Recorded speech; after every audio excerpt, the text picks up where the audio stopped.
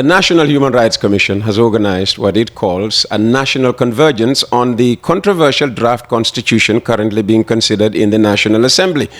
Explaining the reason for the two-day convergence, the NHRC said this activity aims to engage all the key stakeholders to discuss the provisions of the 2024 draft with the hope of reaching a broad consensus to avoid the same fate that the 2020 draft suffered at the National Assembly. So clearly, an NHRC thumbs up for the cabinet-crafted document, and it's not alone in standing up for the draft. The Gambia Participates, who have sponsored our focus this week on the Constitution, argue that allowing the Cabinet's offer to stand will be the lesser of two evils. We are joined now by Marr Nyang. He is Executive Director of Gambia Participates. Can you understand all the noise around the Constitution currently? I should be able to understand. I think there is just a sense of disappointment in many citizens because the Constitution that was born out of their consultation was the one that was rejected, and they were thinking that that rejected document could actually be more addressing as to the issues that they were concerned with, at the same time passing that document in Parliament. And the other layer of disappointment will be the fact that in this, in this phase of redrafting or augmenting that rejected draft constitution, they were not engaged. So they don't get to see it as a people's constitution. So one should be able to understand that. Okay, so the National Human Rights Commission is trying to bring convergence on the 2024 draft. Is Gambia Participates part of this stakeholders convergence? Yes. Okay. I was there yesterday. Okay. And in the meantime, what are you doing in your capacity as Executive Director or Gambia Participates in general to drum up support? Especially among National Assembly members, to reach the threshold that is required for this document to pass. Yeah, and for me, and what we are doing, not only Gambia Participating, but the other civil society organizations that we are working with, we have not reached a level of consultation, meaningful consultation for that matter, with the executive when they were bringing this 2024 draft.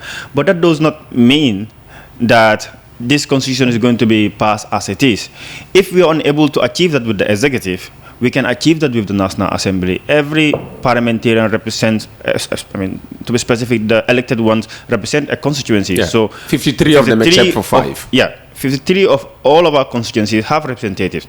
So what could be done here now? It could be a people's constitution where the parliamentarians themselves take the constitution back to the people and do the consultation that the government failed to do in the 2024. In that aspect, the constitution will be citizen-driven. Now they will get to listen from the citizens the concerns that they have in the 2024 draft constitution, and then what the citizens want to see in that 2024 draft. Okay, but do they have the time? They have.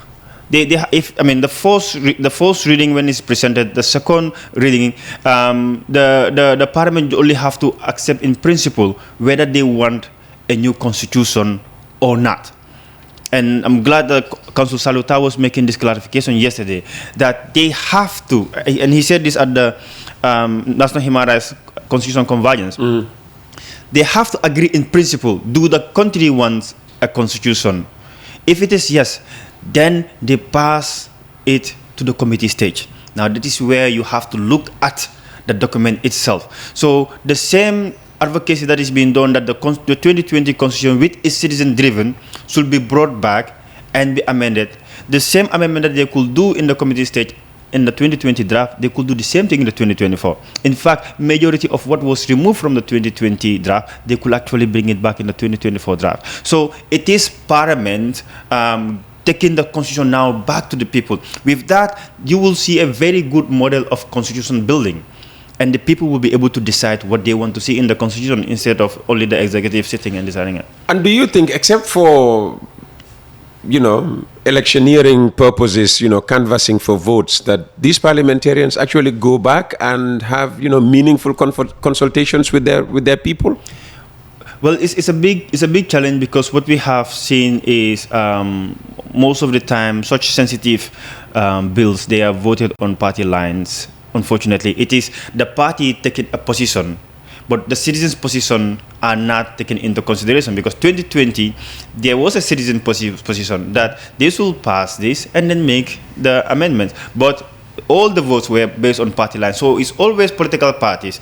UDP will take a stand and say we will reject this constitution when it comes to parliament. And they have said that. They've said that. And then also the NPP in 2020 already did their work and then rejected the constitution because it was not favorable to them. So it means like both of these major political parties are looking at what works for them and what does not work for them, but not the people. The people want a constitution. 80% of Gambians from the Afrobarometer survey said they want a constitution to get rid of these draconian laws that we have. So why those parliamentarians only have to look at the interests of their political parties in this sensitive matter? I understand that they run under the ticket of a political party, but this is the most important document that the citizens want them to work on. So at least they need to consider that, and this is the appeal that I'm also doing to all political parties, that look, we understand the frustration from both the NPP and then the UDP. They all have a position.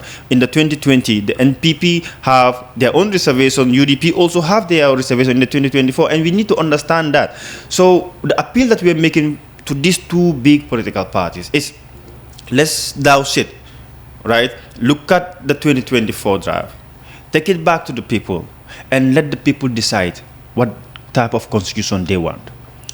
And Parliament can do that. Marr, what I don't understand, it's the people who put these people in the National Assembly. It's the people who put people in State House. All right? The only place where people don't put, at least members of the three arms of government is the judiciary. All right?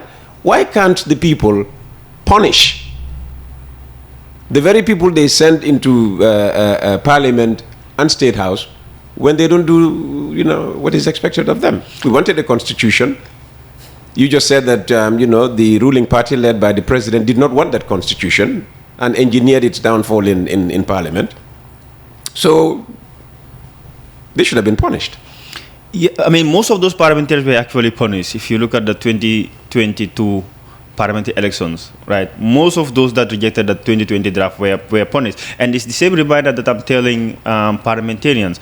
If you recall, in 2021, Barrow won in all of the regions, and he won including West Coast region and KMC. But when it came down to the parliamentary election, he was only able to receive one seat from West Coast region all the way down to KMC and Banjul. So the people were also disappointed with their parliamentarians. They'll take punitive actions through the ballot, and they're going to do the same thing for parliamentarians. Oh, you're sure? I am sure, because no parliamentarian is secured or guaranteed of re-election. That is the beauty of the democracy that we have now, and we've seen that in 2022, and it's going to happen as well. It happened in the mayoral elections as well, right? Especially the rural chairman, right? And it's going to happen in the next 2024 or 2027 parliamentary election. The people are seated with their frustrations, although they have not taken the route of recalling their parliamentarians through impeachment, but they're always doing it through the ballots. And I think... So how can we educate the people to be able to impeach their parliamentarians? I think that's one of the role of civil society and the National Council for Civic Education, which obviously educate people on the Constitution. Which never gets enough money to do its work anyway, NCCE. And which will not be the case. I think it's one of the most important institutions that should be well funded. So we and us civil society as well, we need to do more work on that and tell people that you can recall your parliamentarian if you are not happy with them, if they are not representing you. And some constituency, you go there, they would tell you, we have not seen our parliamentarian for a while. I remember in 2021, we were going to one particular constituency, I forgot, but it's in NBR. I wish you could name it so that we could shame we could shame that National Assembly member. It's an NBR between SL, around SL, somewhere around that SL. We called the parliamentarian and told him that we are having a conversation on the budget. We went to the community. The people told us he's not going to come. The people told you he's not going to come. that you've called him, but he will not. We told him, let's wait. He will not come. He's on his way. He said he's in the ferry. He's coming. They told us he's not going to come. And they were right. He never showed up. He told us he had a cab. He could not make it because the cab break down. So we promised that we're going to get a taxi, but we never get to hear from him again. So where is he now? I don't think he's been re-elected. He's not in the National Assembly anymore. I don't think so. Okay. I don't think so. But it's not SL constituency. It's just around that. I will get the name. Okay. So you interact a lot with the people in a quest to, educate them about their rights, especially when it comes to, following the money and also constitution, democracy. How do you explain the importance of the constitution to them?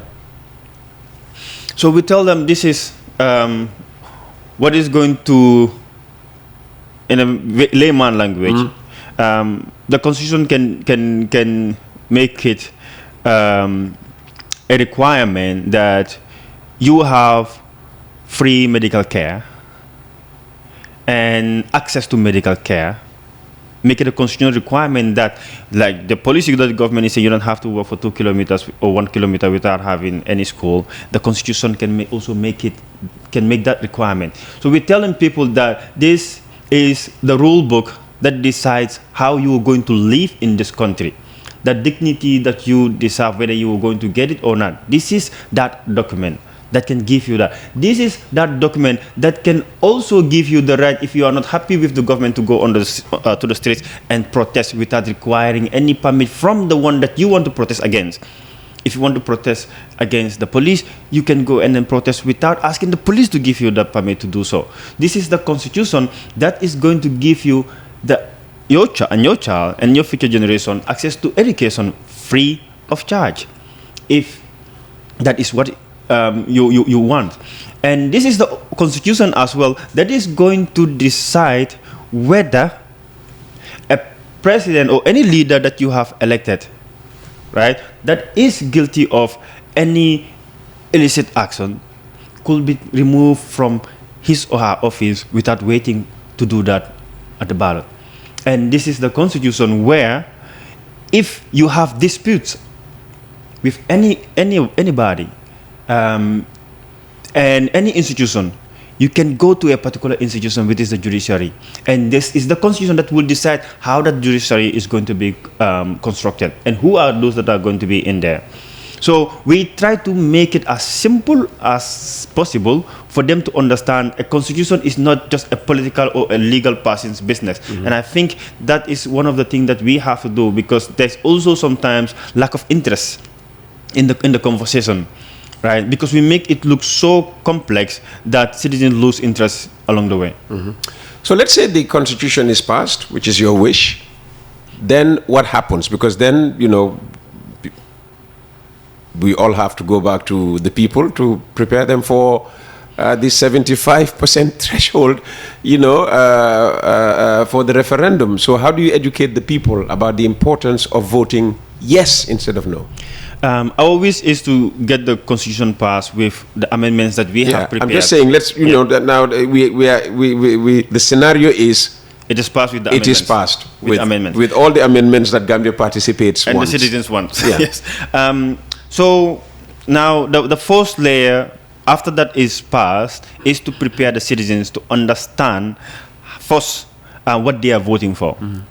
Right? It's not just a yes or no. What are you saying yes to, and what are you saying no to? Yes, you understand. So we are going to do that as civil society, and then also I think political parties and every citizen, including the government institutions, government to be specific, the executive, should be able to do mass civic education.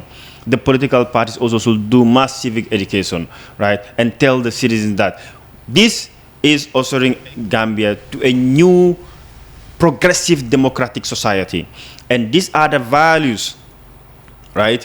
These are the values that are enshrined in this constitution that you are about to vote for.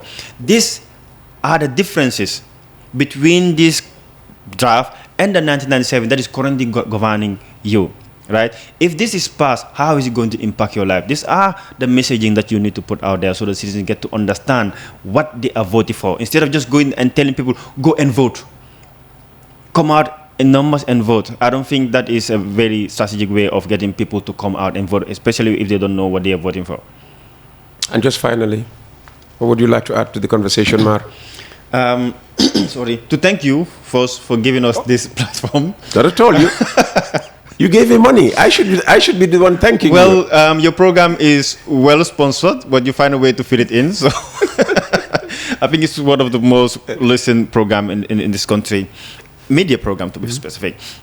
And to just again appeal to the NPP and then the UDP that this is the most crucial point of our democratic transition. We are still trying to consolidate our democracy, and then also citizens wanted a difference, and citizens rally behind these two big political parties, the UDP and the NPP, and we have high regards to both of these leaderships.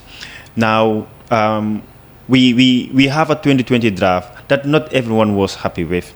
We have a 2024 draft that everyone is not happy with. And you're not going to have any constitution that everybody else is going to be happy with, to set the record straight. Now, at least what the citizens want, especially parliamentarians now. I call on the parties because I know that their parliamentarians listen to the position or adhere to the position that they take. To first take that step and then talk to their parliamentarians. And my second layer of appeal is to members of parliament. They are the lawmakers, they are the legislators. They are independent in the decisions that they make. They're supposed to be independent in the decisions that they make in parliament. And those decisions must reflect the wishes and aspirations of the people that they represent. That's why they call it the House of the People. Now, the bill is brought before you, just like any other bill that is brought before you. You agree in principle that yes, we want increase in remuneration of parliamentary salaries and pensions. You let it go, and then you did the amendments. You did the same thing for the former president's bill and many other progressive bills that you have passed. Now, this is the parent of all those bills. We all agree that, UDP agree that we need a new constitution. Yes. And people agree. Yes. So the whole country agree that we need a new constitution. Absolutely. So now, here is a draft that not everyone is happy with. Fine. Let's agree in principle that this is going to work. Put party aside. Now let's go down to our political parties and ask UDP, what is it that you think? You ask your party, what do you think that should be amended in this 2024 draft? Your party's position. But then also, don't forget about the faith groups. What the Muslims and the Christians, what concerns do they have in this 2024 draft? They are not talking. But they must have their own issues. And then you go to the trade unions, the teachers' unions, the citizens. You engage all facets of the society. You haven't mentioned us. The media. Persons with disability. Persons with disability as well. What concerns do they have in this constitution? So that is your responsibility as the representative of the people to do that consultation. You can be your own CRC by doing what Activista is doing right now. They have what they call constituency assembly, where they take the parliamentarians to their communities and the communities tell them what they want. This could be done in this constitution as well. If they don't have the money, we will bring the money. The government will bring the money. When you say we, that's Gambia participates? Gambia don't have that. Gambia participate don't have that money, but we will do our part in supporting what we can. The donor partners are going to bring that money. Government obviously can in fact put that in the budget that you were having that discussion with. To have this, we don't have to rush it. We have here towards the end of 2025 or midway of 2025 to do that consultations. Okay. Now, you collect your report and then come down and say, this is what the people want. There are going to be divergence. So how do you make sure that there is a convergence from that divergence, and then you get the people the constitution? That is the appeal that we are making. And I think the parliament can create that model, because constitutional building is a very tricky and difficult path. Most countries have. Kenya have done it before and they failed, and then later on get in the constitution. It's a marathon process.